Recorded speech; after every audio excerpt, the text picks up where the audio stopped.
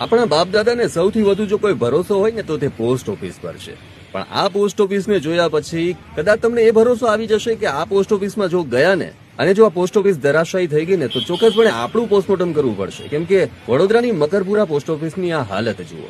એમ કહીએ કે ગંદવાડાની અંદરથી પસાર થઈ અને ખાતેદારો પોસ્ટ ઓફિસની અંદર જાય છે. હવે ગંદવાડો તો સમજ્યા કે આપણે સ્વચ્છતા અભિયાન તો ચલાવીએ છીએ, એટલે કદાચ સ્વચ્છતા અભિયાન થકી આ ગંદવાડો કદાચ દૂર થઈ જશે. પણ આ પોસ્ટ ઓફિસના સળિયા દેખાઈ ગયા છે. એમ કહીએ કે પોસ્ટ ઓફિસ હાડપિંજર જેવી થઈ ગઈ છે, તેનું શું કરવાનું? વડોદરાના મકરપુરા પોસ્ટ ઓફિસની આ જ હાલત છે. ન જાણે કેમ અહીં સ્માર્ટ સિટી બનાવવાની વાતો તો થાય છે, પણ આ વડોદરાની મકરપુરાની પોસ્ટ ઓફિસ અત્યાર સુધી તંત્રને કેમ ધ્યાને નથી આવી તે એક મોટો સવાલ છે.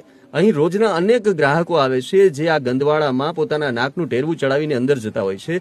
આમ છતાં કોઈએ અવાજ ઉઠાવ્યો નથી. ત્યારે વડોદરાની આ મકરપુરાની પોસ્ટ ઓફિસને જ કદાચ પોસ્ટમોર્ટમની જરૂર પડી ગઈ છે તે કહેવું વધારે પડતું નહીં લાગે.